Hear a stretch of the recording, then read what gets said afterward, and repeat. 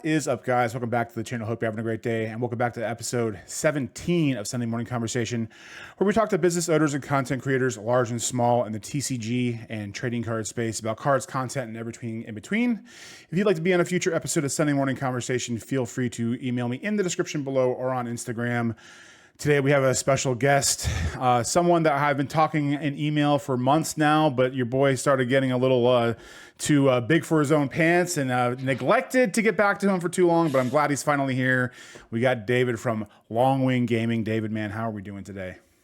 Doing pretty good. Doing pretty good. Thank you for having me on, sir. It's good to see you. Thanks. Well, before we get into it, if you want to do a little introduction of yourself, what you do and where you are and all that fun stuff.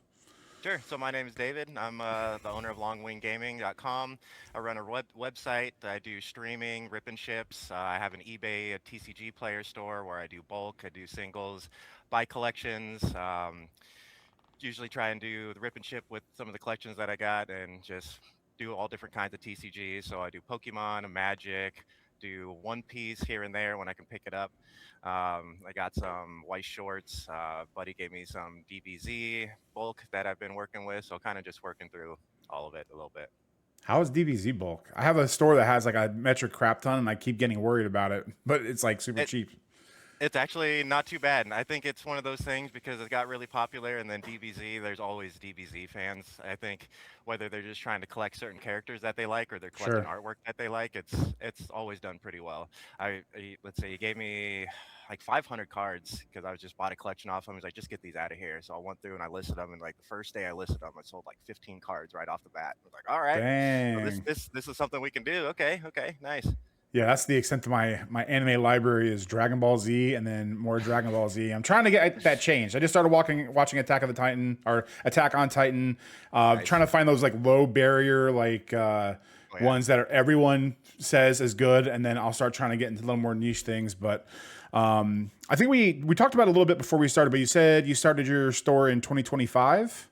Yep. So January 2025, I took the leap and I created my website. I use Wix. I was watching the GOAT Brian Pokieni.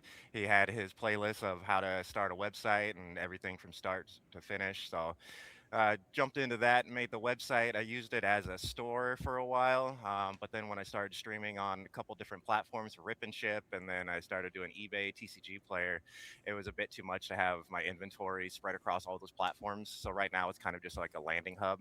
So if you go to the website, you can check out my stream link, or you can check out the eBay Tcgplayer store, or if you're interested in selling bulk or collections, there's also a sell me your collection page that you can fill a form out on. So it's kind of evolved over time.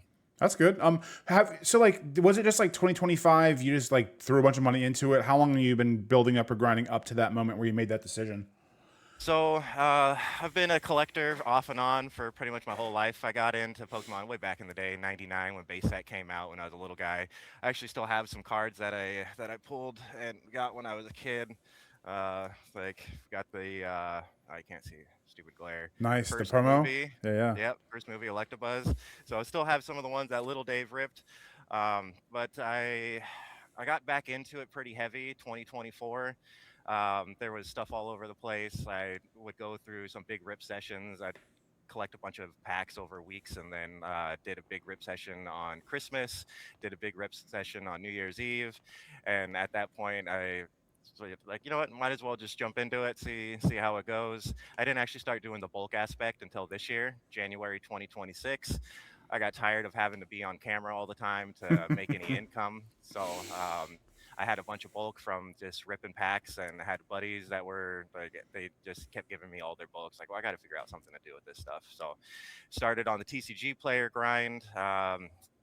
Started at level 1, 0 sales, so it took me a bit to get up there. But then I've been on eBay pretty much my whole life, just buying, selling stuff. I had a somewhat established eBay store. I had like 400 or 500 feedback, so I just converted that over to Longwinggaming, and now we're pushing towards 900, shooting for 1,000 feedback. I have one negative feedback so far, but other than that, it's not too bad. 99.8%. So eBay negative feedback is so silly. I actually just I've been semi chronicling like once a week. I'm gonna try to do it more frequently, but I'm about up to 500, 600 feedback, and I had one which I was I had to beg for them to remove it. And I don't understand why, but the guy bought the card. He had got it 28 days ago. He sent me a refund request with pictures, and the pictures was of the wrong card with a message log from a completely different seller. And I was like, I messaged him like, this isn't even me, homie. And then like he didn't say anything. So then they just changed things, I guess, to where you can actually call and speak to someone now instead of having to always do like the online chat. And the person I got was like really resistant. And I was like, can you please just, for the love of God, just look? And then they open it up and they just go, oh, and then that was it. And I got my money back. That was, Nice. it's just eBay is such a silly place. It's great, but it's silly. Yeah, it's got its ups and downs for sure. Yeah. So most people start with bulk and get into other things. And it sounds like you had some other things going and then kind of gotten into bulk. How has the bulk journey been for you? And how has it been as far as an add-on or another leg onto supporting the rip and ship and the other stuff? Because I know it's really hard to find stuff and procure things at a decent price. And I'm sure bulk is kind of lowering that floor to make it a little more profitable and maybe a little more easily attainable to get things. So it's definitely been a big plus for the business because I started importing Japanese and Korean cards, and that's what I was doing for most of my rip and ship. And now with Japanese prices, they're so insane. Like getting from my supplier over in Japan, it's might as well just buy from Tcgplayer at this point. They're like the prices are so similar. And then I started getting a couple because I placed a couple orders right before the tariffs went in place, and Sure. literally the day that they were leaving Japan to come into America is when the tariffs hit. So I didn't pay any tariff up front, which I normally do, so that way you don't have to wait when it hits customs. But then it was like almost a year later, I got the bill for like $180, and I was like, "Well, what am I supposed to do with this?" So I ended up just paying it. But the bulk has been really nice, and it's like I said, it's definitely been great for not having to be on screen all the time because when you're streaming, the only time you're really making sales is when you're live. So Yeah. I got the Rico, what is it, the Rico 8170? FI 8170, the Yep. Fujitsu. Yeah. Yeah, that thing is amazing. I love that thing. I I I don't know. It's definitely changed a lot for me. The way the business works. I try and I'll go through because I work full time. I work like 50 hours a week. I do fire alarms here in North Dakota, and I cover the entire state. And then I go into Montana and into Minnesota. So I'm very busy. So what I'll do, I typically don't have time to scan every single day. So I'll sit down and I'll go through and I'll scan probably like 4,000 or 5,000 cards. I'll list probably like 400 or 500 that night, and then I'll just schedule listings. I'll list like Sure. 200 or 300 a day and schedule them out throughout the week, so that way there's always constant uploads. But it's been nice this past man. This summer's been a little bit brutal though. My impressions have gone down 50%. I don't even know what I was sitting at. I think I was sitting around like 1.8 million impressions, and now I'm like down to under a million right now. I'm not sure if that's because I have so many duplicates on the store, or if that's just because what summer is, because I wasn't here last summer and doing this, so I have no idea what I'm even comparing it to. So Sure. just kind of gauging it off of that. But yeah, it's been good. Just this last little bit's been kind of slow, but this last week's picked up, and I've gotten a few sales every single day, so that's been nice. You know what's funny about the eBay stuff is, and I compare this to my job because I work in a pharmacy, and when you work in a pharmacy every day, you talk to people. There's always something going around. Oh man, got that flu that's going around. It's like, man, I see like 10 cases of the flu every day. I don't know what you're talking about. Right. You know, and it's the same thing I feel like it's with eBay is you have the crowd that, you know, they feel like duplicates don't matter. You have the crowd that it is definitely something that matters. I personally, my impressions are there, but I feel like even since a few weeks ago when I started talking about the summer slowdown, this last week or two have definitely been like I was kind of teetering over here. Now that I'm on direct and it's a little different, you know, things were there was a normal floor, and I feel like in the last couple days and week, it has been really slow. But So it's not that me. just goes to, like you said, I mean, you have to just keep listing. And once this slowness goes and you get to September, October, November, all that stuff's going to be there for when the next thing comes. I find it interesting when you said that you worked 50 hours because I work 40 hours and I already struggle to do what I can do in a week. How do you keep yourself focused? Now that I know you work more than me and you have a way more successful, I don't want to say successful because that sounds like I'm downing myself, but you got a big thing going on over there. How do you kind of partial your time out and how would you recommend others do that? Because I know there's people that have less time than you and me that probably still struggle to do things, and it can be a big challenge in this hobby in this business. Yeah, for sure. It's definitely not easy. I mean, it's a lot of late nights, it's a lot of early mornings. Like most of my days I leave around 6:45, 7, and I'll get home 5, 5:30, 6, depends on the day. I mean, I run service calls and inspections for fire alarms for businesses, government buildings, stuff like that. So it's always something different every day. But I'll get home like I have a pretty strict calendar. So as soon as I get home, I'll usually take a shower, get all the grime off me, and then I'll sit down. I will pack orders. I'll answer any emails or questions that I have from customers, and then I'll just get right into it. Just start scanning cards. If I already have a huge batch of cards scanned, I'll just go through and list them. I have the scheduled listings, but I always try and keep myself busy. Like with the streaming, there's like I usually try and have games, so putting games together, um, just sourcing collections. I have a couple people that reach out to me almost every day that are trying to sell me collections, and like at sometimes it's like I just can't do it right now. I'm too busy to go through your 1,200 card list that you want me to Yeah, price yeah, out, and so it it's it's not easy. I mean, it takes some dedication, and you gotta sacrifice your free time because on the weekends I'm always doing stuff. There was a bit where I got pretty burned out a couple months back, and I didn't really do much for like 2 weeks. I didn't stream. I did the bare minimum. I would list like maybe 50 cards a day, and just to try and keep the algorithm happy on eBay. But I would pack orders when I got home, and then I would just do nothing because I was just so tired and just kind of overwhelmed at the time. yeah. Because I'm also trying to move here soon, so moving and all the logistics with dealing with that, and be moving out of state. So it's a lot, but just making sure, like if it's something that you want to do, you just got to tell yourself I'm doing this for a reason. I enjoy doing it. Sometimes it feels like you don't enjoy doing it because you get so tired and you're just like I don't want to keep doing this, but it's just gotta hold yourself to it and just hold yourself accountable. So Yeah, that's probably been the biggest hurdle for me. Is 'cause I know I love this stuff, and I have I've talked about how much I'm not in love with my job at all, and I always use that as the benchmark of like if what I'm doing now is not furthering my ability to get out of that job in any way, then I just try not to do that thing. Obviously, I'm human and sometimes I slip and make mistakes. But I mean, I even just like a couple weeks ago, about a month ago, my dad retired after being with Terminex for like 30, 35 years. They had a yep. big retirement party, and I was like, Dad, I love you.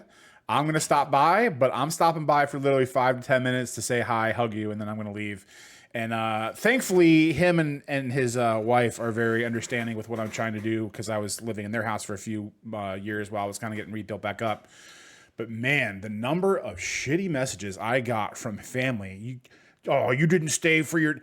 Listen, I don't have to explain myself to you. They know what's going on, and it's obviously a lot of people out there. You may not be trying to build a store or build a huge thing, and it might be a side hustle for you. But it's one of those things that you really need to. There's going to be things that you're not going to be able to do. There's going to be Yep. things that you're probably going to have to skip. Everything, maybe not, but most of the things, yeah, it's going to be a tough slog.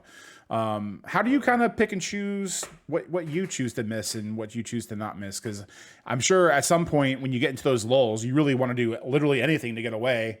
Yeah. So like, how do you kind of figure out when to take the break and when to pump the brakes for a night to just kind of recharge? It's kind of tough. I mean, my family lives out in California, so I'm 1,200 miles away from them. So I don't really have that responsibility. Like most I have is like a phone call or like a Sure. FaceTime call with them.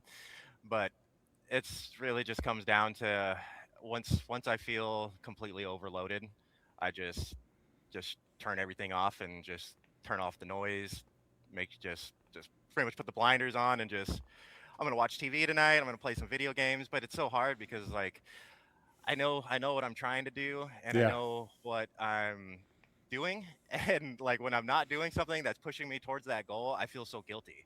Like if I'm sitting there playing video games, like I'll play video games for like an hour and like I could be doing literally anything else right now that would be That's so much exactly more what I do. productive. Yep. Yep. And like I'll turn it off after like an hour and a half, and it's just like, okay, well, I guess I'll get back to it, even though I don't really want to, and then I'll kind of get into it a little bit, and it's just tough. You just gotta find the balance. If you really feel like you don't want to do it, try to, and if you just can't push yourself to do it, just don't, Yeah. because otherwise you're just gonna start to resent it, and that's not what you want to do. Especially if it's something that you love doing, you don't want to start building that resentment into something that you love, because then it's not going to be love anymore. That's beautifully said, because resentment is, the word was escaping me, but that's probably the word I would say I feel the most when I start getting into those spots. Even today, I went to a card show. I came back. I just got like a small collection, nothing crazy, but for like $300 or $400, it's probably like 800 or 900 cards of just like old base set randomness. But there ended up being like a solid stack like this big of all shadowless stuff. So I was like, Oh, okay, nice. I'm going to get to that because I know that's probably going to sell fast. And what did I do? I pulled up trusty old Hearthstone, played it for like an hour, played it for an hour, and absolutely got murdered the entire hour. Then I was so salty about getting murdered in a game that I like to play for an hour. Then I started getting resentful about all the stuff I could have had listed and probably Yep. sold by that point. And then Yep. on and on and on it goes. And then you do nothing because now you're Yep. so pissed you don't want to make a mistake. And it's just Sitting there doing. yeah, putting that kind of mental block, or trying to like, okay, when I get to this point, let's just pump the brakes, take a breath. It's probably beneficial for anyone out there who goes through that. Absolutely. So like I said, I went to a card show, and there's several local ones around my area, and you kind of start to see all the familiar faces when you're walking around. And this is probably the first one, and I've realized how many of my local game stores were walking around with the sole purpose of procuring sealed product. I mean, they all had multiple of those, those wagons that everybody brings to shows nowadays, and all they were doing was just buying sealed because they can't get it from their distro or anywhere Oh else. yeah. With you running a successful rip and ship, what are the links that you're having to go through to get this stuff? Because I don't think a lot of people out there really understand the world of distro has changed for the most part with how expensive that they're charging prices for. It's making it pretty much impossible for stores to get it from them. Yep. And then obviously we know it's happening with Costco and Walmart and all those things. So there's not really a good way to obtain it except for getting it from people who are willing to stand in line for 5 hours at a Target. Yep. I mean, I definitely don't have distribution. Best I had was my Korean and Japanese supplier, which I haven't really used too much, sadly, just because I'm kind of priced out of it at this point. I just try and buy collections, really. Like I said, I got a couple people that reach out to me pretty much weekly. They usually work with me, and they're pretty. They don't really want to do less than 80. I can talk them down to 75% some of the times, but I mean, they'll wait in line all day and get stuff, and then they'll hit me up right off the bat. Hey, what would you give me for this? Hey, what's this going for? And it's like, well, I'll get this is my offer. Like that's really the best I can do. But I also have people that like I've been, because it's been so slow, I've been doing a lot of Facebook market deals, and a lot of those people are trying to have sealed collections, not for Sure. ripping. So a lot of the stuff that I get has tears, or it's squished, or there's damage, and they don't want to buy that stuff. So I got to try and filter out the stuff that I'm going to use for the rip and ship, and then stuff that I'm going to put on Facebook, or stuff that I'm just going to hold on to. Because I don't really have like a binder. I have a binder, but there's not a whole lot of singles in it. Once cards usually pass over a certain dollar amount, I'll usually just sell them, because I mean I'm a business before a collector, really. So I started collecting sealed products. Like I got some booster boxes and commander Sure. decks and stuff up there that I like. Just like the way they look. They look cool. But yeah, just trying to find people, and I get a lot of pushback when I throw people offers. Like if you go Facebook Marketplace and see somebody selling, oh, I got this $2,000 collection, I'm firm at 90%, and then I'll send them my offer like 75%, and they're just like, dude, get out of here. What are you even trying to do right now? But then once in a while, it's like I'd say maybe 5-10% of the time you'll find somebody that's like, yeah, I just really want to get rid of it. And then they'll take my offer. Or when I post stuff to sell on Facebook Marketplace, the other day I had a couple people reach out to me like, hey, this is my collector, are you buying? And they sent me the collector and picked up some singles out of it, so it worked out pretty good. So once in a while you get those one-offs too. But then on Facebook Marketplace, I'll put up my ad for buying bulk, buying collections, and usually there's people that are offering more than what I'm paying for bulk. I have people out here that are paying 25 per thousand for Yep. Pokemon bulk. And there's one guy who's paying 30 per thousand. And I'm not even going to try and compete with that. Like most of this stuff back here is I haven't even sifted through yet. This is Sure. stuff that's just been sitting. It's all backlog. I probably have like 150,000 bulk backlog that I got to go through right now. But I mean, it's tough. It's not easy. Those are my two favorite words, backlog. I know Not I know mine. somebody in Florida that, if ever things got a little too crazy, maybe we could work out a deal or something. I don't know. I'm glad you brought up collector, because I would wonder what your opinion is on this. When I do deals on Facebook Marketplace in my area, when I say a red flag, I don't mean that these people are bad people or they're not good people to deal with. But my two red flags for doing a deal is getting a collector link and people who weigh their bulk in pounds. Like usually if I get one of those, ridiculous. yeah, if I get one of those two things, I almost either don't even bother or I'll send one message. The minute I get any resistance, I just don't bother. Now, yes, I could go to a scale and weigh out how much a pound of Pokemon is, but no, I want a quantity. I want a count. And to that, with your ad, your prices are your prices. So anyone out there who's experiencing that, because there's a lot of people around here and, $25, $30, like if you got a backlog, it's a good thing. Just set up your prices. Someone will take it. Someone will probably have like a bad experience with one of these people who are buying for 30. They're probably getting so many inquiries that they're not getting back. And at some point you're just going to get it dumped out. Do you share those same red flags? What are some red flags that you look out for when you're trying to do local deals to kind of weed out who the near to wells are and who the prime suspects are for getting consistent deals and good relationships? Well, I mean, because when I first started doing the rip and ships, I was selling some stuff through Facebook Marketplace, so I've made a couple of local connections that have been pretty reliable. The first red flag for me on collector is when they're all near mint. It's like, this is a base set. I highly doubt this is near mint. I mean, not to say that you're not going to have near mint Sure. base set and Sure. vintage cards, but when there's multiple on top of multiple 10s, 20, 30 vintage cards and they're all near mint, I start to throw a red flag. Like when I first started buying collections, I was like, hey, can you send me pictures? And they'd send me pictures, and then I like zoom in the pictures, like, all right, I guess it's a near mint, but that takes so much time, and that is something that I don't have a whole lot of. So if I see something all near mint and there's way too many cards for me to go through, I'll just be like, all right, thanks for the link, I think I'll pass. Or if there's other stuff, like if they have sealed mix in, be like, all right, well, how much for the sealed? I'll pass on the singles. But it's really tough. But the all near mint is the first red flag for me. And then I mean, I usually I'll give people the benefit of the doubt the first time. Like, fool me once, shame on me. Fool me twice, shame on you. Whatever the saying is. Yeah. Flip that in reverse, but we got it, buddy. There we go. That was a Michael Scott. That was a Michael Scott line if I've ever heard one. I mean, it is what it is. But Yeah. I try and give people benefit of the doubt, and I mean, if they screw me over once, that's my fault. So I usually won't go back to it after that. But yeah, just that, or if it's a bunch of like bulk cards or EX cards, and they're like, oh, I want 90%. It's like, well, I'm not going to buy those because I have a bulk rate that I buy those for. So I'll pay you 35 cents for your EXs, but I'm not going to pay you 90% of your 65-cent EX or whatever. Yep. Because it's just not worth it, especially with Tcgplayer Pro. I mean, you got your 14.25%, and then eBay, I'm top rated on eBay, so I think it's like what, 11.5% for 11.5, something like that. Yeah. 11.25, 11.5, something like that. So it's a little bit better, but still, it's not great. So if I'm buying something at 90, I'm in the hole. So. Yeah, one of the regular guys that I buy bulk from at shows, who was at the show that I was at, he had it was a whole binder full of EXs. He was like, hey, is this something you'd be interested in? And I was like, yes.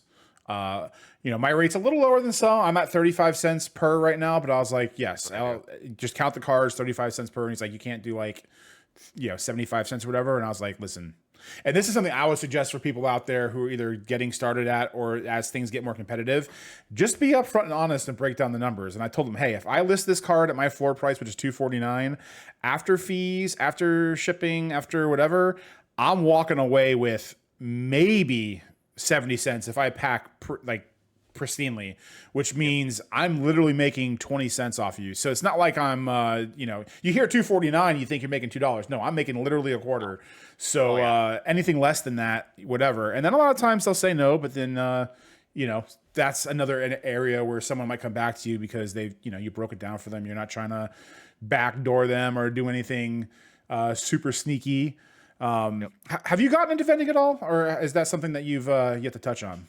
I did my first show actually. So I got a bunch of my streaming buddies are out in Florida. So I flew out to Fort Myers Okay. last weekend or the weekend before last, and at Fort Myers Stadium there was the hobby exchange that my buddy was running, and it was an Okay. awesome show. It was an awesome show. So he had live music. He had the green and blue Samurai Power Ranger there that were doing Nice. autographs. So that was pretty cool. Had a singer there too. I forget what her name is. I probably should remember.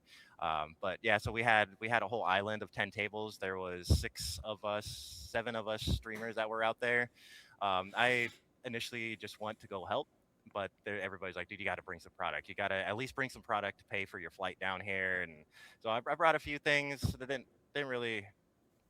I mean, it was a great experience, but I wasn't really too focused on vending. I was just trying to help people out because everybody brought so much more product than I did. I brought like a Sure. couple booster boxes and a couple booster bundles, a poster collection, and some singles. But I mean, I ended up selling enough to cover my flight, which was nice because it was not cheap. But it was awesome. I mean, got to meet a really bunch of really great people. Customers that came by were awesome. One of the guys was actually streaming during the event, so the Oh, chat was nice. donating. They were donating to kids that were walking by. At the end of the day, I think we got like $600 in donations that we gave away to the kids. Dang. So first kid that stopped by, he got $100 donation, and I had a Ninja Spinner booster box that I was selling for 109. And he's like, "Oh man, I only have $100. What can we do?" I was like, "All right, you want to trade for the 9?" So he gave me his binder, and I went through his binder. He was kind of hesitant to give me his binder at first because he had some nice cards in there, but I was just did him a solid. I was like, "Oh, you got a Chinchino EX? You want to trade that for the $9?" He's like, "Okay, sure." So took the EX, gave him the booster box. Like, "Oh, I'm just gonna rip a couple packs. I'm just gonna rip a couple packs." Third pack pulls the Gold Greninja. He's like, "Oh, this is crazy!" And next thing you know, he's just ripping through packs like crazy. Goes Oh through the whole man. box after that. And yeah, no, it was a really great time. I was got to meet a lot of great people, and it was a very unique experience.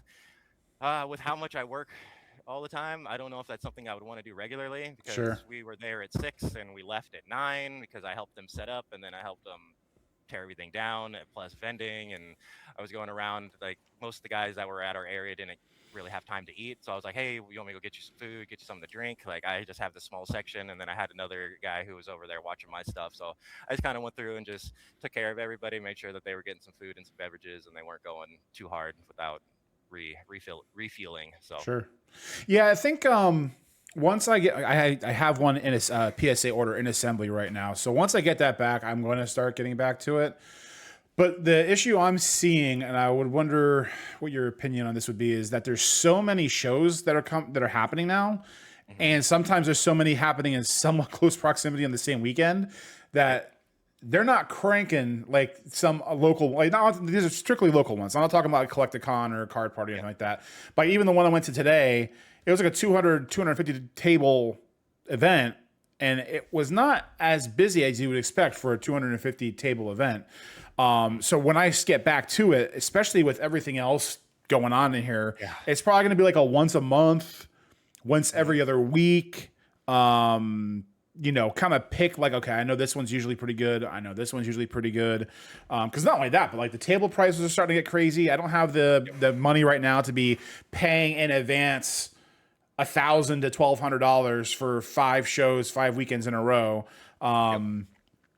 So yeah, when it comes to that, how bad was that when you were there? Did your buddies ever talk about any issues or trials or tribulations they were having? Because I think a lot of people, when it comes to vending, especially now, it's like, oh, I just show up to vending and I just put cards in the case, and I'm going to walk home with an empty case and a bunch of $100 bills. Yep. So I noticed that our show, it was very, everybody was looking for singles. Like there was not a whole lot of sealed that was moving. They'd come up like, oh, how much for the Desert Rivals booster box? Or, oh, how much for the this or that?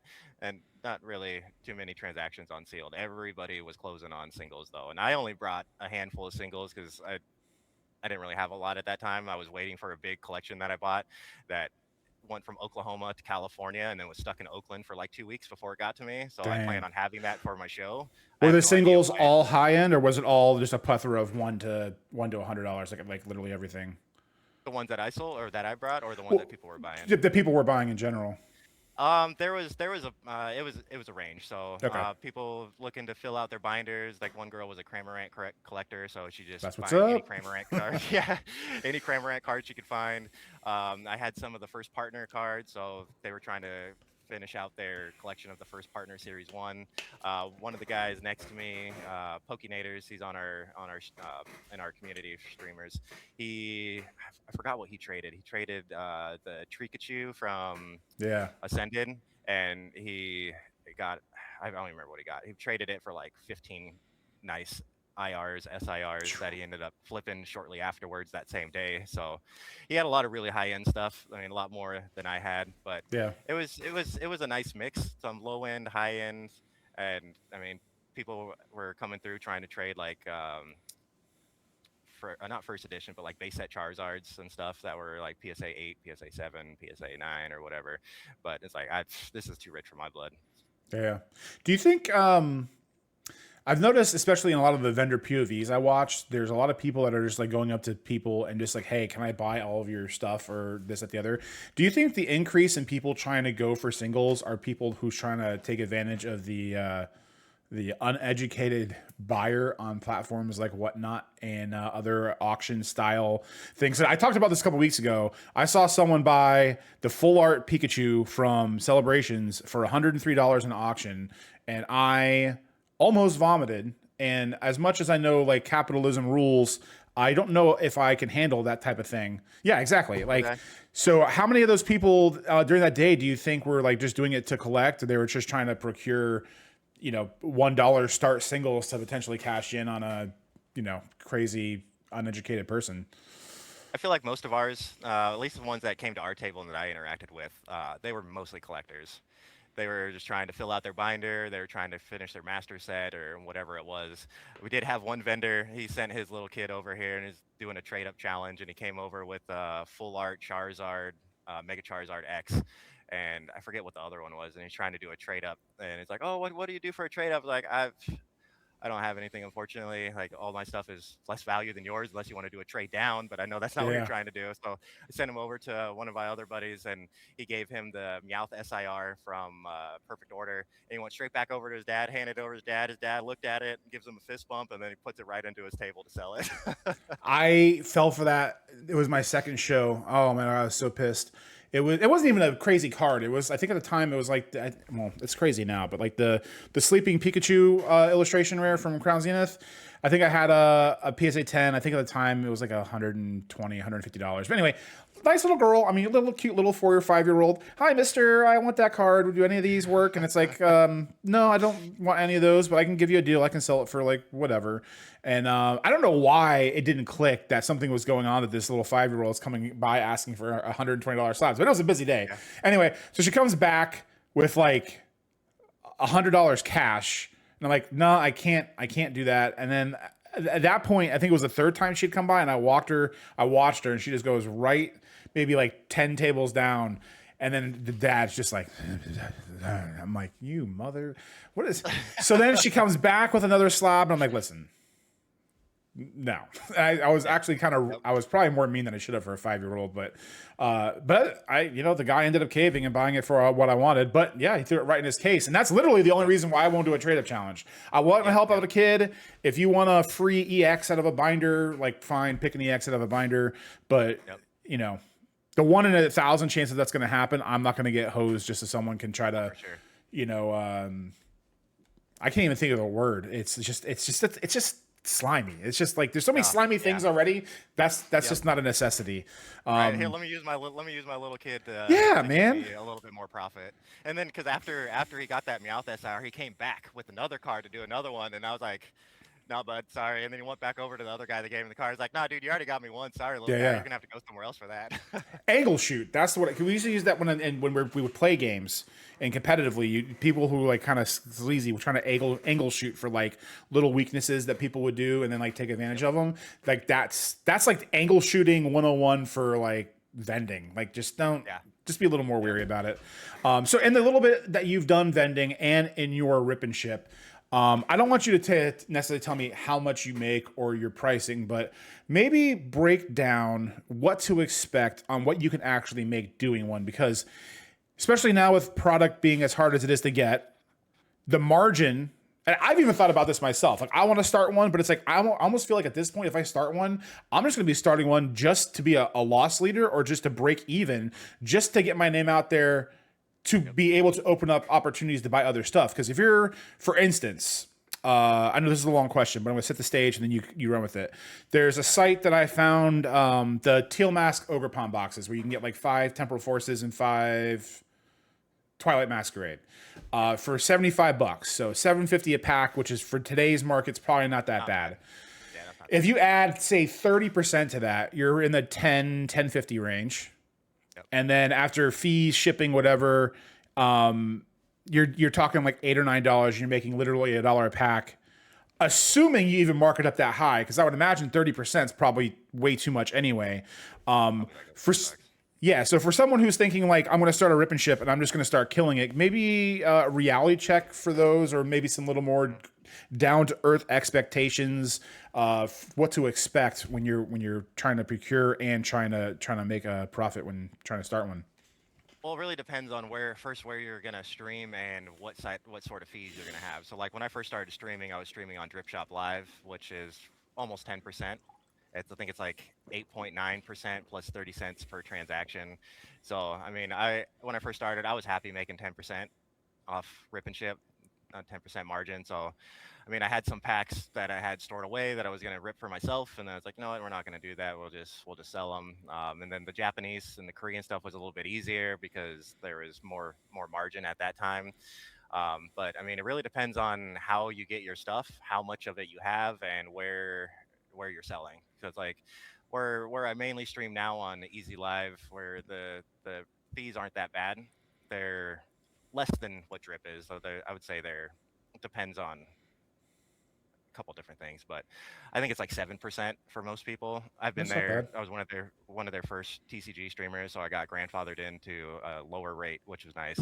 But even Nice. then, like if you go buy something, most people don't really want to let their sealed go less than 85. I mean, 90% is what most people try and get, but if you can get something for 80 and you have a marketplace that is less than 10%, I mean, you can charge market price and still make a little bit, but if you're paying 90% and you're trying to make a little bit of profit, you're going to have to charge over market, which I mean, like Whatnot in places like that, they charge over market all the time. I mean, it's one of those things you can put a little bit of a premium on it because it's entertainment, but I try and keep my stuff under market whenever possible because the at least the community that we have over on Easy, they're all really great people. All the customers, all the buyers, the staff, they're all really wonderful to work with, and I feel bad if I have to charge more than what market is because like at this point you might as well just go get it from eBay or Sure. Tcgplayer or wherever. But I mean, it really comes down to what you're trying to do and what you can get it at. Like if I can get sealed stuff at 75%, then I can charge 95% on my streams and still make a little bit. But then there's sometimes where I get stuff 85, 90%. It's like, all right, well, I'm going to have to charge market or like a couple bucks over just so that way I can still make a little bit. So that way I can just keep recycling and buying more collections and keeping it rolling. Yeah. So, The I market mean, if you're, price. Go ahead. if, No, I was I say, I mean, if you're one of the people that's waiting in line all day long to get stuff at Target, Walmart, Best Buy, whatever, and you're getting it at MSRP, then go for it. You can stream pretty much anywhere, but then that's very limited to how often you're going to be able to get drops, and that's not Sure. really a business model that I would go after. But I mean, if you're just trying to make a couple bucks streaming and you get stuff that way, I mean, that's a way you could go too. But it's Yeah. Yeah, and not only that, but like, are you even making money at that point? Because the amount of time that you have to invest just sitting there. exactly, I mean, exactly. that time could be spent doing so many other Mhm. things. It's I don't want to say it's a struggle because it's like definitely a first world problem of like, oh my god, where am I going to get my Pokemon cards? But Right, for also sure. it's like, you see the green here, but you're not paying attention to all the other stuff that that's negatively affecting it. What is something maybe unique you've done to kind of differentiate yourself? I know in my head I've had a few ideas of like, free shipping for over so many dollars for a rip and ship, or hey, if you choose bulk hits only, then you get like I don't know what percentage, but some percentage off of your order if you let me keep the bulk, so that way I can figure out a way to turn that, and you save money. I can figure out a way to make it on my end. What's some ways that maybe you've gotten a little unique, and how much does really separating yourself nowadays in this in the streaming and breaking universe really matter? Because there is literally everybody doing it now, and the only thing that's really going to separate yourself is taking hits out of packs and canceling orders and saying that you never shipped them, or being a really upfront person with a great personality, and on top of that, doing something even more special within that realm. I mean, it's tough. I'm not a very creative person, unfortunately, so I don't really come up with too many unique ideas. I just always try and no, like when I have this some of my repeat buyers who come in, they hang out every stream. They come in whether they're going to buy or not, and they just hang out and chat. I mean, that's one thing that I really enjoy is people just come and buy to chat, because if if I'm sitting there by myself, it's super boring. So I'm just trying to find a way to fill the time, but having been able to have the conversations with people and build the community is really nice. But I just try and offer discounts to people. I put together games. Like I try and come up with different games. Like I was doing the most recent one I did, what I called it, the Triple Threat, and it was a wheel that had a bunch of singles on it, and every purchase somebody made, they'd get to spin the wheel 3 times, and they Mm. would get each single or that they would land on. And then I'll typically try and do like a sellout prize. So every purchase you make, you get your name put on a wheel, and then at the end of all of the singles selling out or all the items selling out, we'll either do like a death spin where we just keep spinning until last man standing, or we'll just do first one that lands on is a winner. And I try and give good prizes too. So, I mean, a lot of times when I end up throwing the prizes in, there it really brings down the overall margin. But just trying to show everybody that I appreciate them stopping by and Yeah. spending their time with me, because there's so many other places they could be, but they're hanging out with me. So it's just trying to Yeah, show that appreciation. that's very important. And it's funny is like, yes, it can kill your margin, or it, whatever, but it's so important to keep those people there and to keep them invested in who you are, because at some point things are going to go down. At some point things are going to get a little different, and Yep. always being that person to just kind of like hook them up or just be straight with them is going to end up paying down the road when they're buying this, that, the other, blah, blah, blah, blah, blah. So yeah, you might be losing money in the moment, or you might be breaking even in the moment, but and this is for people who are trying to start, because there's plenty of times where even in like peak COVID days, and this kind of goes back to just like thinking you just turn a camera on and have 80 people in there just hammering down your door for packs. I've been in streams before where I pop in to see what's going on, and they're just Yep. tapping their pen on the desk, just Yep. Yep. staring. And it's like, bye. Like Yep. you got to be talking about something, or, at least Gotta have some people something would going play a on. game until Yep. someone would pop in, and then they would switch over to their stream. So, you got to keep all that stuff in mind, because sometimes Mhm. even shows, I mean, the amount of times I walk to a show and someone's just sitting at their table with their face in their phone, like I'm not stopping at that table. Yep. Yep. That's it might Gotta be be online, but proactive. you're yeah, you gotta be proactive, and you gotta be personable, and it's fun though. When you start rolling, and even if you have, it's funny is when I always started, I would always wonder like how I would feel if I did a few streams and I don't have like 5 or 10 people, but then I started thinking about it, and it's like 5 to 10 people. I mean, I'm getting to like 20, 25, which is cool, but that's besides the point. That's not a brag. Anyway, anybody that I am literally a stranger to that wants to spend their time in my presence talking about whatever it is I have to offer is a complete blessing. And Oh, for sure. I don't think a lot of people are humble enough these days when it comes to type of stuff. How do you try to stay humble in the content world where everyone's fighting tooth and nail for eyeballs? I mean, it's tough. I personally, I don't make a whole lot of content right now. I have camera anxiety, so I mean, when I'm sitting here talking with someone, it's way easier. but when I'm just sitting there staring at the camera or staring at my phone, I kind of just draw a blank, and it's Yeah. difficult to really get anything to come out. I'm by myself all day long at work, so I have so many things going on in my head that like, all right, I want to talk about this, and then as soon as I turn the camera on, it's just Uh, all the words start to jumble and fall over themselves, and it's like, all right, well, let's try this again, and then to do a couple takes, like, all right, well, we'll try this again later. Maybe right now is not the time, but it really just comes down to like what you said with being appreciative that you have 5, 10 people in there that they could be doing literally anything else, but they're there hanging out with you. yeah. So just trying to show your appreciation for them. Like, I've gotten to know a lot of people that hang out in my streams pretty good. So like we'll start talking about like different TV shows that they're trying to get into or shows that they're watching, and just like having different conversations about different things or talking about work. Um, just I try and get to know them, so that way when we're hanging out, like it's easier to have conversations with them instead of just like, oh, so how's your day going, what's the weather Yeah. like over there. Yeah, it's I'll tell you what, man, the camera anxiety doesn't go away. I've talked about it a billion times. I go through the same stuff you do, especially throughout work. I'll think of all these video ideas, and I'll get home and I just don't want to talk to anybody. And then I'll set my camera, and then I'll start. Even today, I've said my intro to my podcast a million times. I talk to you for 5 minutes, and I go 3 words into it, and I completely obliterate it. And then you still feel a little silly inside because it's like, I just messed up. But especially as a student of Brian from PokeNE, I think you know how important content is, and you're a very first time I ever talked to you, but you seem like a very authentic, very down to earth person, which people can tell that type of stuff, right? Like you said, when you walk into someone's chat and they just go, "Hi, how are you?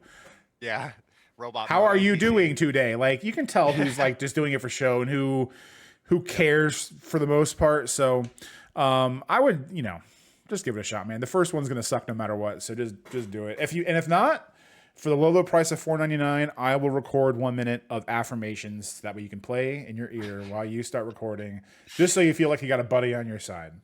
Perfect, You perfect. just let me I might know. reach out to you about that. No, just Yeah. kidding. So, is like a brick and mortar store in your future at any point, or is that a goal that you even have? I know it's a goal for me, but nowadays it's not necessarily a necessity to have one. What are your kind of aspirations for the next 1 to 5 years of where you want to take the rip and chip and everything else you're doing? Yeah, I mean that's been something that I've wanted to do. Like I recently, so when Final Fantasy came out for Magic, I've always been a Final Fantasy fan, and I jumped into it. I started playing Arena, and I just got addicted. It's so fun. Like I played Pokemon TCG for a while. It's different pace. I, I don't know. It's fun, but it's fun in spurts for me. Yeah, Whereas yeah, Magic, I can like last night I turned on Arena for the first time in like 6 months, and I played for like 3 hours, and I was just having a super good time. But yeah, card shop is and something that I wanted to work towards. I mean, I really don't enjoy what I do for work. It's extremely stressful, and I mean, there's always something going wrong. It seems like, and there's yeah, always somebody who needs something on the other side of the state, and I'm head down trying to figure something out that I already don't know what I'm doing too much, and they're asking me a million questions on how to fix their issue, and they want me to be there. And it's like I'm 5 hours away, guy. I don't know what to tell you. So getting out of that and moving into something that I do enjoy more has been an aspiration of mine. I don't really know where it sits currently, just because I mean there's so many overhead expenses. Like you just listen to Rob RNG Games and all of his expenses that he has. Like I, there's no way yeah, I'd be able to afford that, especially at my current stage. But I mean, once you grow enough and you have enough income, enough constant sales and or sales velocity and stuff like that, like it definitely would help. But I mean, for future right now, I'm just trying to keep my head down and just keep growing. Like I said, next year I'm moving. I'm gonna be moving down to Florida next year. So not where your buddies are down in Fort Myers, or where at? I'm looking southeast Florida, like Coconut Creek area. Okay, okay. So I'm trying to get into like building maintenance, and they give housing discounts. A bunch of different property management companies down Oh there, yeah, like 30% off your when you start, and then after 2 years, up to 50% off. So, which is pretty nice. I mean, those areas are kind of expensive, so that would give me more time because I'm always gone. Like I've hardly ever in town, so being able to work on site where I live would give me more time to do stuff with the business, be able to like don't have to drive 4 hours to get home. Sure. Then as soon as I get home, walk through the front door and just get straight to work. And then I mean it's a lot less demanding. I mean you have emergency on calls and stuff like that, but um, yeah, just trying to find something that's not as high stress and gives me more time to drop into the business Yeah. because Yeah. I'm running so thin on time as it is that it's it's not super easy. But Not at all. um, yeah, but just trying to find ways that I can fill more time into Sure. it so that way I can grow it better and grow it faster. Yeah, man, Florida's great. I mean, besides the heat, and if you are not a fan of the color of the state, it's a great place to be. And we've got Disney, and Disney's great for the most part. There's so many good things in Florida, and like you can literally get to It's anywhere in amazing, Florida man. within like 3 hours. Like I live smack dab in the middle, so if I want to go to Jacksonville, if I want to go to Tampa, the Fort Myers, Coconut Creek area, literally 2 to 3 hours. I just met someone today. I printed out these brochures that I made for bulk. It's just a nice little bulk menu of here's my Pokemon rates and my Riftbound rates. This, that, the other. I go up to this lady and she's like, "Yeah, I got bulk, but I live in Miami." And I was like, "I don't care. you Yep. you tell me. I'll make a day out of it." And she's like, "I'm like, how much do you have?" She's like, "I don't know, probably like 70 or 80,000." All right, Okay, I'm hey, here. come. I listen. When you're doing this stuff, you have to be the guy that's willing to do anything at some Yep. point. And Yep. I probably shouldn't drive 3 hours back and 3 hours there to pick up bulk, but like the treasure hunter in me hears that, and I just think Mhm. this sweet young lady. She's like 38, 39. I'm like, she doesn't seem like she really cares about her bulk. This could be a really good opportunity. And Oh yeah. it's really important to kind of like hone in on those. And that sounds bad because I don't mean that as like taking advantage, but if you've been in bulk, Yeah, for sure. there's Oh, like, for sure. You're what always are, gonna find yeah. gems. Yeah. Yeah. What are some of your fishing stories of like some bulk that you found where you kind of found like some crazy, ridiculous hit? So recently, actually, so I just bought a $2,000 collection from a guy. I paid like 70% for it. And he's like, "Well, how about you split shipping with me? Because I almost always make them pay for shipping." He's like, "If you split shipping with me, I got a bunch of bulk I'll throw in." And he's like, all right, sounds good." Dude literally sends it to me in Ziploc bags, just loose Nice. in Ziploc bags. It's like, oh man, this is fantastic. I love this. Then the uh, very last bag that I'm going through, there's two cards that are sleeved and there's a top loader in there. It's like, all right, let's grab that and see what that is. Come to find out, we got unsleeved Ninetales from oh, Ruler of the Black Flame just sitting in there. We had this Iron Juglist sitting in there with no sleeve. nice. Nice. Nice. Um, yeah, I mean, this Cleffa from Ruler of the Black Flame also. These are all just sitting in a bulk bag with no sleeves. That's my Luckily, these favorite ones, Obsidian Flames art is the Cleffa. I think it's so good. that one, the Ninetales is my favorite. I've been trying to get the Ninetales for a while. I pulled it on stream out of Obsidian Flames for someone, and I tried to trade him for it, but he's like, "Nah, I love this card." So the fact that I was able to get this for free, this is definitely going to go into my binder that I have. But yeah, that was the most recent one. I got a buddy here locally. He does some vending and he's been into Pokemon cards for over 10 years. He's like, "Dude, we have literally totes full of bulk. Like, I'll just get rid of it. Like, just give me an offer." He's like, "All right, well, these are my rates." He's like, "All right, cool." So he spent a couple nights with his wife going through it and found a bunch of Sun and Moon reverse hollows, XY reverse hollows. There's a bunch of base set 2 in there, which was really nice. Celebrations reverse and stuff like that. So that was a good find. I would say probably this most recent one has been my best. People out here sift their bulk pretty good. Like, trainer cards, probably the best thing that I found Sure. lately. But other than that, nothing too crazy. Still, I mean, those. I mean, whenever I find a random illustration rare or some random stuff like that, because my brain immediately goes to like where to put it, because like if you see a bunch of bulk, it's whatever. But when I start seeing like base set two, it's like, okay, well, this is probably eBay stuff where I would get like 50 cents to $1 for a card instead of whatever, and then that starts getting into like close to not bulk stuff, and then Yep. but you're not if you're not in it to win it, you're never gonna find out. When you mentioned though when he offered the shipping thing to you and you took it, how have you been when it comes to deals and being like thinking off the top of your head, because I think a lot of people, when they start doing deals, it's like, here are my rates. If you do not do my rates, screw you, get out of my face. And there's never any, improv. Like, you're not always going to get what you want. You're not going to ever buy bulk and not have any energies. And, it's going to stop you from having some opportunities. So how important is that to you when you're making deals of, just being very, very malleable in how you handle people and the deals that you do, knowing the potential upsides that there are? Well, I mean, before I got into doing fire alarm stuff, I was doing retail sales, and I was working at Chevy doing sales for a while there too. So I've always been in kind of like the sales atmosphere, and even now Sure. with inspections, like I'll go to a site and like, hey, you guys don't have fire alarm inspections, like this is something that we can do for you, and then start kind of chatting with them about it.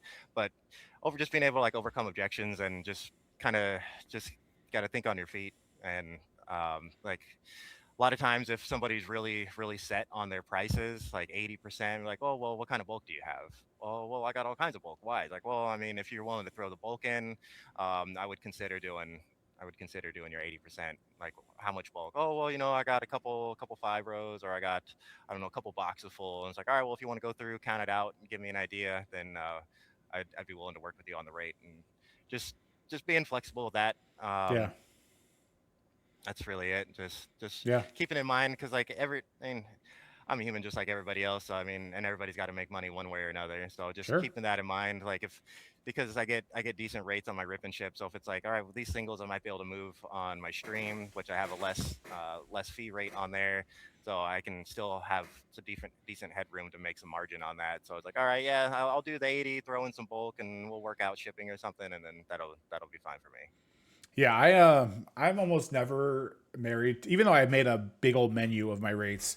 It's like what's the Pirates of the Caribbean thing? They're more like guidelines. It's like, here's just kind of like my base thing. We're in the Yep. Shark Tank right now. You shoot me a counter if I see, and I have, honestly, I have, not only do I have rates, but I have like, you don't want to do work rates. It's like, I'll Mm. pay you more if I know what I'm getting, but if you Yep. don't want to go through it, which I almost always prefer people not wanting to go Yes. through it. If you don't want to count it, you don't want to tell me how many reverse hollows and hollows, I'll just give you a flat whatever. I will Yep. come to you, I will take it from you, I will do all the work. And like, that's the sales pitch part of it, right? Because Yep. granted, like, I'm already coming there and taking it from you, but just saying like, Mm. hey, I'm going to come to you. You don't got to do a thing. That's how I got like a couple of the local game stores here.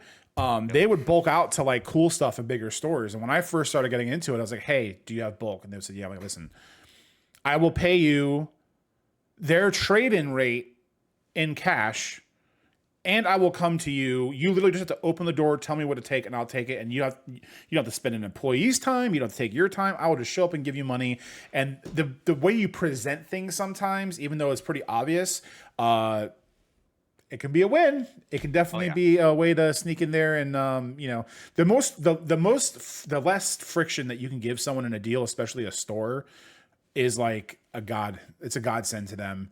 And Oh. I think a lot of people, if the linchpin is going to be $5 and you're going to break that over $5, you're insane. Oh Like, yeah, for sure. full stop. I mean, building rapport too is important, because then you start working with people. They know that you're trustworthy, and they know that you're going to be punctual. You're going to give them a good deal, and all this different stuff. Then they'll just start coming back to you, like, well, this other guy's offering more, but I've worked with this guy multiple times, so I'll just Yeah. keep going to him, because I know he's going to make it easy. He's going to take it. He's going to take all of it. There's not going to be much pushback, and if it is, it's usually reasonable pushback. So Yeah, it's definitely a give and take, and a lot of people who are new to this, I don't really understand. I don't think they really fully grasp the relationship side of things, because mm, very important. as we were talking about before, it's almost like a one and done. If you screw someone over once, it's hard to get them to trust you again. But if you keep them on the hook and you do things right, and even if you do mess up, hey, like, I have no problem. I think that's a good quality I have, is especially being in customer service, and you probably might have this too. Is I have no problem admitting I'm wrong. Or, Oh, absolutely. hey, I know I said I was going to meet you at 12. Something came up. I'm sorry. I'll be there at 1 if it's okay. I can reschedule anytime. Again, making it frictionless, just own up to it. And almost 100% of the time, hey, life happens, not a problem. How about this? And then no matter what their answer is on the second one, I just say yes, and I figure out a way to make it happen, because I'm not trying to make this guy go through any more hoops than they already need to for rescheduling on something that I made a mistake on. And sometimes just swallowing your pride and just kind of, handling business is sometimes what you got to do. So, Yep. Yeah, I've run into that a lot recently just because Yeah. like I'm constantly in different parts of the state and like, oh yeah, I can meet you after work. I can meet you at like 6 o'clock. And then I get another service call thrown on me with no heads up or anything. Like, hey, actually, I got another service call. I don't know how long it's going to take. I'll give you an update when I have a time frame. And they're usually like, okay, cool. If it doesn't work out, like, all right, well, let me know tomorrow. I'll come to you. Then we don't have to meet wherever and just make it easy for them. Yeah. Yeah, if you do a Facebook Marketplace deal, don't ghost people. That's the Yeah, worst. absolutely. Especially when you have to drive like an hour, and then like that stuff spreads like wildfire. So don't Oh do yeah, that. you'll end up on someone's Facebook page somewhere. Oh Like, yeah, don't deal with this guy. He's shady. He told me multiple times. Like, I don't want to be everybody that loves guy. those posts. Those are my favorite.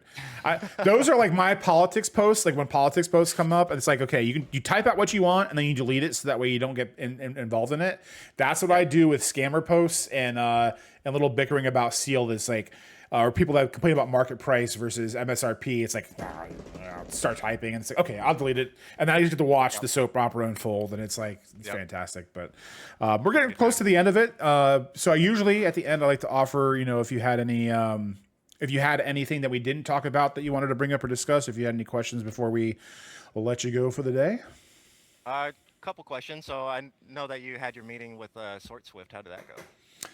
That's actually going live. After this, it'll be live 2 weeks ago. But the episode, we're doing this on Saturday, the 27th. So it's going to go live on the 28th. It went really well. I don't think it's for me yet. One thing I did ask them, which if you haven't watched it, you should go watch it. It's not chaos sort dependent. My fear was that like they were married together, like it was inherently baked into the program, which it's not. So obviously there's benefits to it, and I'm still kind of hem and hawing on whether I want to do that. But I might seem like a shill for saying this, but after talking to the guy for an hour, he knew everything you needed to know. He did not have to think about an answer. He was completely transparent about literally everything. He brought up multiple different screens showing stats, this, that, the other, seeing kind of his background when you see it go live of like his machine and his whole operation. There's a reason why there's a lot of people moving to it. And I, if anyone out there decides to give it a shot, even if it's the free version, I would definitely suggest it because it was a good conversation. It was a good talk. Yeah, I liked it a lot. Nice. One day I will switch to it, but I'm not even fully optimized yet for myself and my time with what I can do without it. And I feel like if anything, just a proof to myself, like I need to get my stuff in line to where I'm a machine with this, and then I can start reintroducing things. But as you can see behind me, I mean, I've got stacks of cards all over the place that I'm trying to clean up, and no amount of chaos sorting is gonna help that. So yeah. True. So I got one more question for you. So for your eBay store, I mean, you might have answered this in one of your videos, but so do you combine duplicates or do you just let everything just go individual listings? I combine them, but because I've been using Card Uploader a lot. Card Uploader has a combine listings feature because I have all my stuff alphabetically. Alphabetically, basically by Pokemon, like within the set, not. Eventually, I'm going to break this all down to be by set alphabetically. But they have a feature where as long as the title is the same, it'll just automatically check and it combine it. And it's like, I love it. But the issue is making sure that the title is the same. So I've set rules for myself when I do them. I always abbreviate the same words. So the word miscellaneous, Pokeball, Master Ball, because it's still, you'll only have like 80 characters for a title. So all like the really big words, I always make sure I change those all to be the same. All my conditions, I always abbreviate those. And it's like a checklist, just like when I make my videos. So after all my listings are done, I go, okay, change this, change that, change that. And then, boom. I think the price has to be the same too if it's the same conditions. So if you have a card that's at like $249 that's near mint, and then you go to list it for $349 that's near mint, literally everything has to be identical or else it's going to create a duplicate.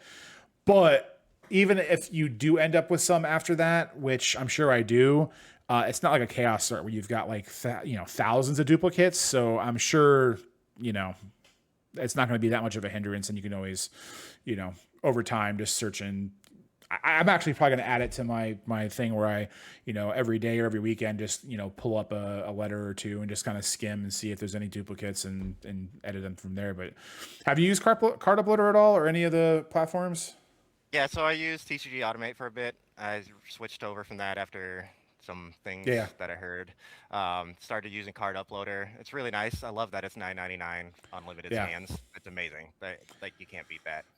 But I didn't use the duplicate managed duplicate system, and so I have like hundreds of batches in there. And because I always try and keep stuff clean, so I went through and I started deleting some of the old batches, Sure. and then I realized that when you go to combine duplicates, it combines them based off of the batches that are in Card Uploader. So I have hundreds of batches that aren't in there. So I'm trying to decipher if I want to go through and just nuke the whole shop and start over and combine duplicates, or if I'm just going to keep going the way I'm going. How many But listings do you have? I've got like 14,000 right now. Interesting. Isn't there a way to I don't know. That's why I'm asking. Can't you just export a CSV from eBay and then just upload it into Card Uploader as its own batch? I'm not sure. There's not a whole lot of instructions on Card Uploader's website. I've been trying to find YouTube videos with it, but it seems like everybody. Are you in their Discord? I'm not in their Discord. The Nate, whatever his name is, he's really responsive. His Discord is almost better than TCG Automate, and whatever. I would agree with you on the sentiment of whatever happened, but they were very responsive, and TCG Automate beats them in responsiveness. So I would give that a shot and message them, because I'm sure they'll be able to tell you and figure it out. Because ultimately, if you could do that and just go bloop, bloop, and then combine them all, might take some time if you got 14,000 listings, but Yeah, I'm not trying to really do that. That's why I've been kind of in a holding pattern right now, because I'm not really sure how I want to attack it. But yeah, that's no rush. I'm looking forward to. If cards are still selling, hey, it is what it is. So. Right. All right. Well, before we go, if you want to remind them one more time who you are, where to find you, where to sell your stuff, we'll make sure we get all the links that you wish to have in the description before we get this thing live. Sure. So I'm David, Longwinggaming. You can find me all over the place. I'm on Instagram, TikTok, YouTube. Don't have a whole lot of content. Trying to get more into it. Also on X. I still call it Twitter, but on X. My live streams are Friday and Saturday on Easy Live. I'll give you the link. So if anybody wants to join, they can check it out. If you use my link to join, you get $10 off your first purchase.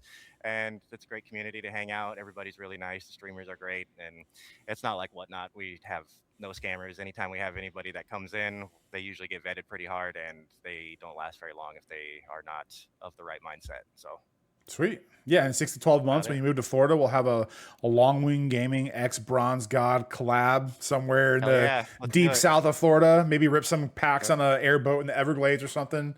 It's funny. Real quick before we go, actually, one of our streamers in our community, in the Discord, he took a picture. He was in like a kayak or a boat, and he pulled an IR. I forget exactly what IR it was. And it's like, dude, you're ripping packs on the water. He's like, I wouldn't have it any other way.